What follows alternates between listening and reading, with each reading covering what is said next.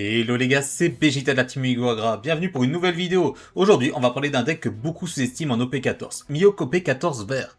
Avec Julien, on l'a testé en conditions réelles contre Doflamingo OP14, l'un des decks les plus joués du format. On va d'abord vous montrer la decklist, vous expliquer pourquoi elle fonctionne, et juste après, le gameplay complet pour voir si Mihawk tient vraiment la route dans la méta. Et croyez-moi, certaines décisions vont faire très mal. Et hello les gars, c'est Wam de la team Mugiwagra. Je suis là aujourd'hui pour vous présenter le petit deck Mihawk OP14 monté par mes soins.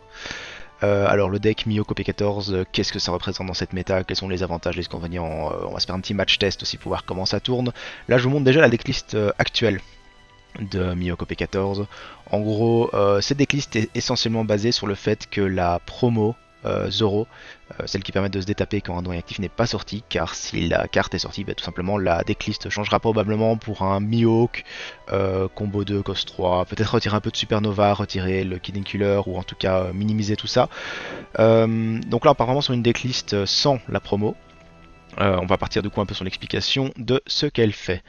On a ici le leader Mihawk. Le gros avantage du leader Mihawk déjà, c'est son plus 1000 contre tous les slash. Dans la méta actuelle, il y a quand même quelques leaders slash encore plus ou moins relevants. On va dire Zoro, on va dire Smoker, on va dire Gold Roger. Tout ça, c'est des leaders sur lesquels vous avez mine de rien un bonus de plus 1000 qui est clairement bienvenu. Son deuxième effet, c'est vous pouvez rester une carte. Intéressant, c'est du coup que vous pouvez rester absolument n'importe quoi. Vous pouvez rester un don, vous pouvez rester un caractère, vous pouvez rester le terrain qui est essentiellement utilisé pour ça. Setup 3 de vos dons actifs, puis vous ne pouvez plus jouer de caractère pendant le reste de ce tour de votre main. Ce point-là, mine de rien, il est assez important parce que ça veut dire que quand on va activer l'effet, tout simplement, on ne pourra plus du tout jouer de caractère avec les 3 dons qu'on aura d'étape. Pourquoi est-ce que c'est important? Parce que, entre autres, sur certaines cartes, ça va faire une différence. Je vais vous expliquer ça tout de suite. En gros, dans la decklist, on va avoir essentiellement les deux tutos étant Perona et étant Kid Killer. Je vous laisse mettre sur pause si vous voulez lire les cartes ou avoir un peu plus d'informations. Perona va essentiellement nous permettre d'aller chercher tout ce qui est slash, tout ce qui est event dans le deck, là où les Kid Killer vont nous permettre d'aller chercher les bonnies, vont nous permettre d'aller chercher le Loe Beppo, essentiellement ça. Chose bonne à savoir que je ne savais pas, c'est que le Kid Killer peut se tutoriser lui-même, donc ça reste toujours intéressant à savoir. Le Zoro qui essentiellement va être utilisé comme un 2K combo, qui parfois peut être joué grâce à l'effet de Perona. Si on n'a vraiment rien d'autre à jouer, ça fait toujours un bloqueur qui ne peut pas être reste, ça reste toujours intéressant. Les bonnies, cette bonnie ici, je la joue en fait en complément de la Perona. Pourquoi 3 fois la bonnie et 2 fois la Perona, bien que la bonnie ne puisse reste qu'une seule carte, alors que la Perona peut en reste 2 de cost 5. Déjà, c'est très dépendant du match-up, mais surtout la bonnie est tutorisable avec le Kid Killer. Donc passer à 4 Perona, ça permettrait de tomber sur plus de briques dans le deck. Déjà qu'on n'a pas énormément de cartes à toucher avec le Kid Killer, ça diminuerait nos hits, donc c'est pas méga intéressant je pense de partir sur plus de Perona et justement de continuer à avoir des Supernova tuto. Entre autres le Zoro qui du coup peut aussi bien être tuto par la Perona que par la Kid Killer. La Bonnie 5 Secret, c'est vraiment quelque chose d'un peu compliqué parce que je trouve qu'elle rentre dans la decklist, mais elle est vraiment situationnelle. Le souci qu'il y a, c'est que l'effet d'étape 3, il faut déjà avoir, avec l'effet d'étape 3 du leader, il faut quand même déjà avoir assez de cartes sur le board que pour pouvoir avoir 8 cartes reste, ne pas avoir à faire son effet leader avant de le faire, et ensuite encore pouvoir rentabiliser. Donc c'est une carte un peu entre deux. Après, je pense pas spécialement rajouter une Bonnie, c'est pour rajouter aussi encore du Supernova tuto. Je suis pas 100% sûr sur la carte, mais je trouve pas vraiment de meilleure solution. Donc pour moi, c'est quand même une carte qui doit rester dedans. La Tashigi qui est le meilleur cost 5, qui peut pas être remove, qui reste 2 cartes plus 2000 jusqu'à la fin du tour adverse, c'est insane.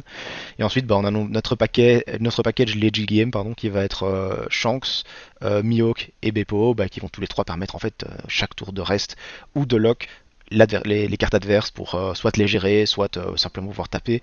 Le Beppo qui mine de rien aussi est très intéressant pour avoir le plus de 1000 contre certains decks, ça fait vraiment une grosse différence. Ça lock entièrement une carte, c'est vraiment pas mal. Pour les events, je pars sur 4 fois le démonique Aura 9 Sword. Pourquoi? Parce que cette carte, c'est la key carte contre le match-up Ace et contre le match-up Imu. Ace, il va se dire, ok, c'est bon, je vais me faire un mur de Whitebeard à 10. Vous faites, ok, t'as 2 Whitebeard à 10, je te reste 2 Whitebeard à 10 et tu pleures.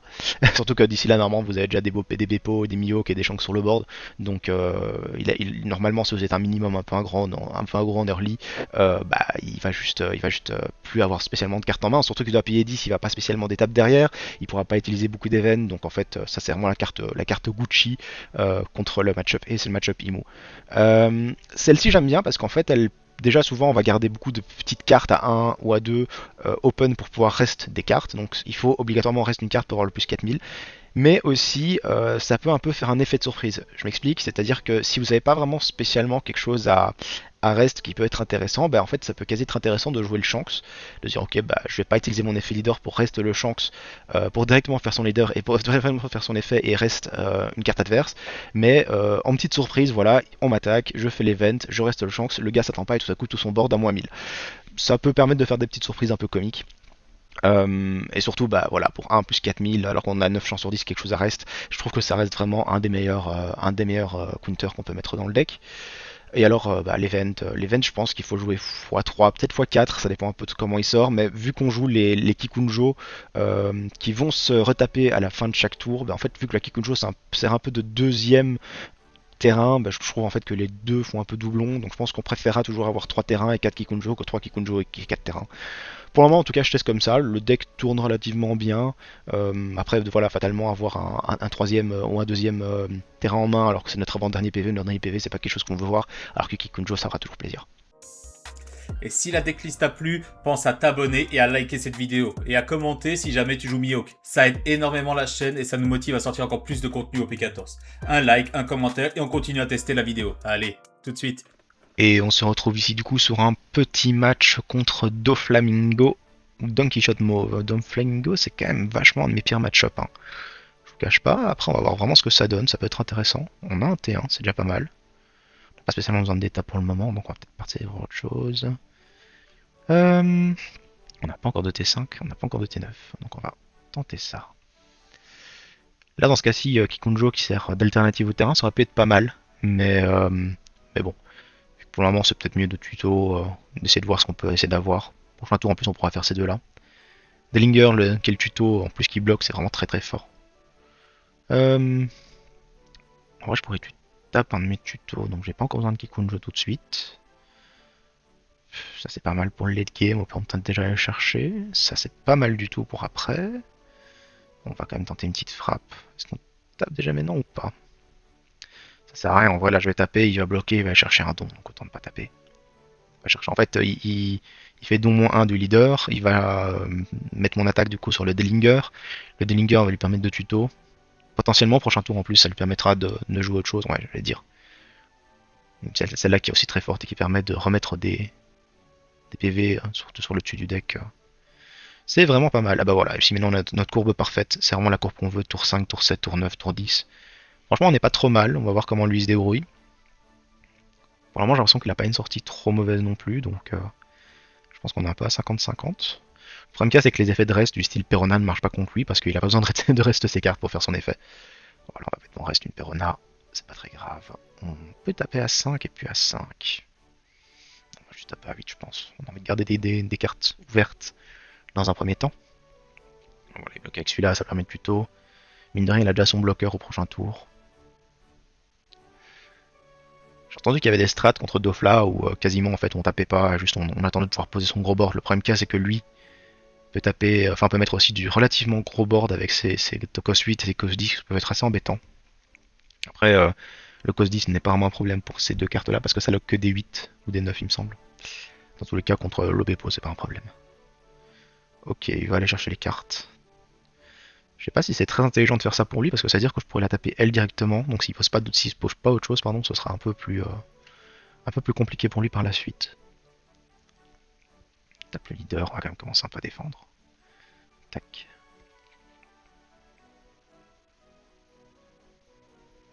Ça c'est une des meilleures cartes de son deck en vrai. On sait voir si on sait pas aller la chercher parce que ça pour aller chercher les chances c'est vraiment très fort. Mais du coup c'est pour ça que je dis que je comprends pas très bien pourquoi il reste lui. Parce que ça veut dire que là je peux faire ça. Je fais 1, 2, 3. Je reste du coup ça. Ouais là je peux vraiment l'embêter quoi. Parce que là ok il va gagner un PV, je vais aller chercher son Vergo, moi je commence à mettre pas mal de bornes, lui pas spécialement. Les gros tontons tantôt qu'il va pouvoir me jouer, bah normalement je vais pouvoir les gérer ou les bloquer avec ça, plus le chance qui permet de faire de la gestion. Je sais pas s'il va le défendre. En vrai, s'il le défend, d'ailleurs, je tape dessus avec Kid Killer, donc je pense pas que ce soit très rentable. Ouais, non, c'est ça, il défend pas. Il gagne un PV, ouais, logique. Euh, mais là, du coup, tac, tac. Je passe à 8, 9. On fait ça. Voilà, il va devoir lâcher cracher 2 cartes de sa main. Normalement, il est pas trop content. Bah, je suis obligé de le gérer. Mettre moins 2000 à une carte, il peut potentiellement chercher le chunk. C'est ça, ça m'embêterait quand même pas mal.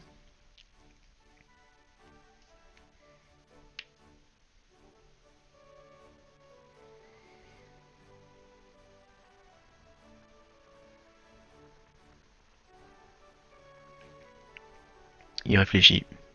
Ouais, non, il laisse partir. Parfait. Ok, parfait, parfait, parfait. Je pense que là, taper à 5. Est-ce qu'on a vraiment envie de taper? Oui, on va lui donner un peu de cartes en main. Par contre, garder de quoi défendre. Non, il me reste 4 PV. On n'a pas de quoi défendre nos caractères avec ce qu'on a là, donc autant taper. Ouais, il défend en plus, parfait. Il est à 8, donc là, normalement, Bidon, il va jouer le Dofla à 8 qui va jouer un cost 5. Il tape d'abord, ok. Est-ce qu'il tape le leader ou est-ce qu'il tape les petites cartes? Les petites cartes, ok. On va quand même utiliser l'effet. Ah non, il joue Katakuri, ok. Ok, ok. Ça me va parce que du coup, Katakuri, moi je vais juste faire ça. Reste Mihawk. Détaper 3 d'abord. Et ton Katakuri ne va juste pas taper mon grand en fait. C'est très gentil de ta part. On va rester ça et ça. On va commencer par taper avec la 5000.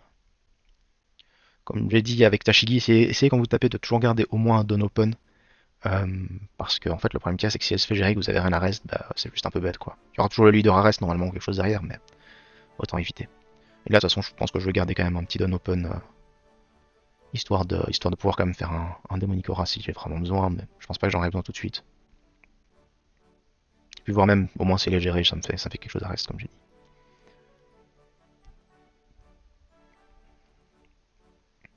Là on commence à lui faire bien prendre sa main.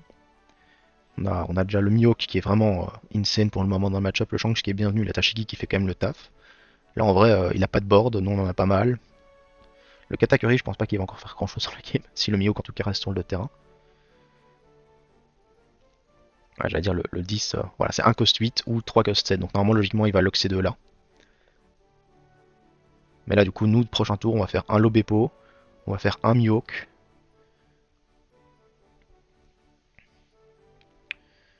Ok, bah, vas-y.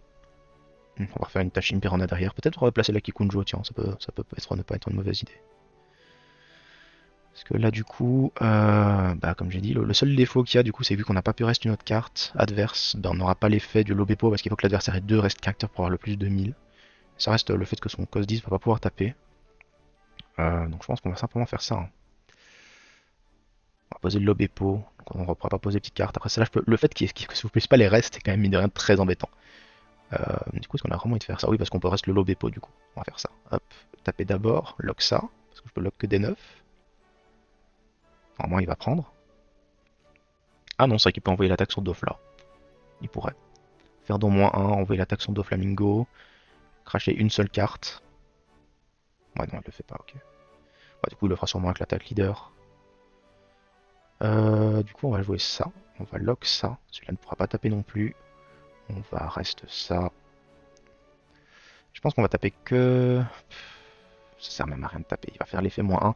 Je peux vous montrer vite fait parce qu'en vrai ça change rien, mais... On va taper à 6. Mais normalement, 9 chances sur 10, il fait -1. Il renvoie l'attaque sur le Doflamingo.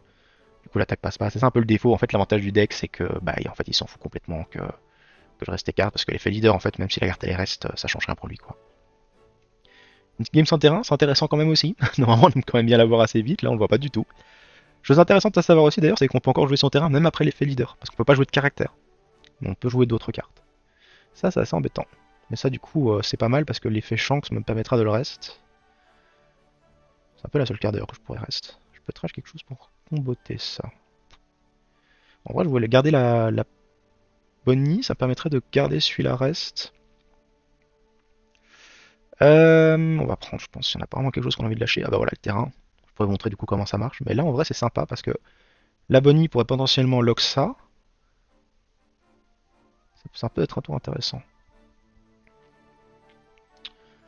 Parce que du coup, d'office, je commence par ça. Non, d'office, je commence par ça en fait.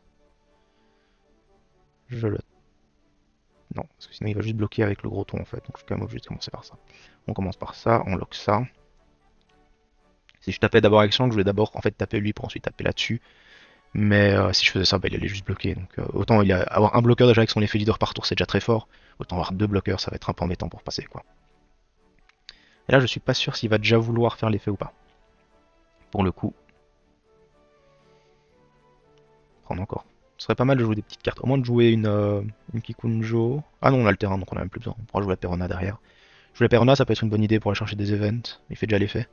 Pour aller chercher des events Strive to Surpass ou des 2K combo en général pour avoir un peu plus de défense pour nos cartes. Du coup, garder 5 dons pour reste ça. On va jouer la Perona. Tac. Bah, du coup, voilà, 2K combo, c'est parfait.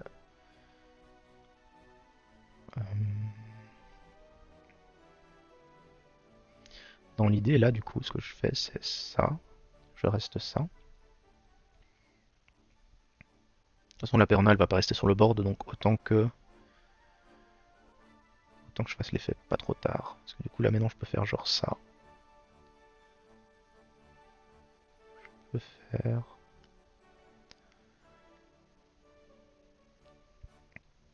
Action, reste 2 cartes. Tac, tac.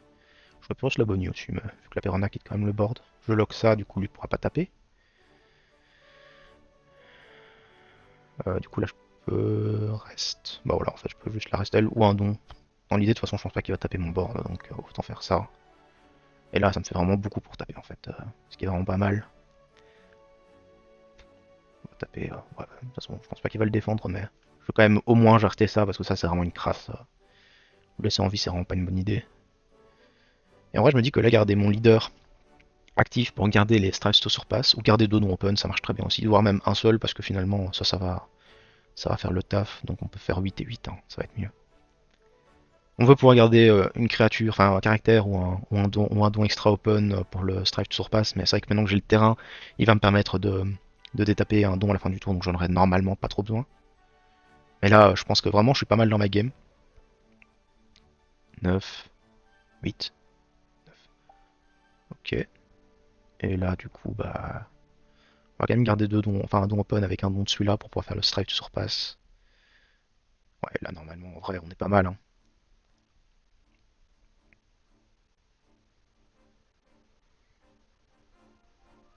On est pas mal du tout, là, en vrai, dans la game, hein. On a eu notre cœur, on a eu le cost 5, le cost 7, le cost 9, le cost 10. On a eu le terrain relativement tard. Pourtant, c'est vraiment pas un bon match-up. Ça peut être un match-up relativement compliqué. Doflamingo, pardon. Mio contre Doflamingo. On n'a pas notre bonus de slash.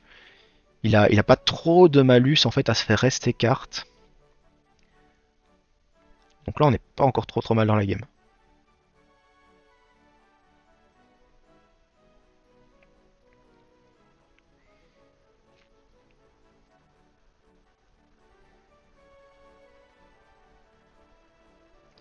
Il va taper fort contre quoi?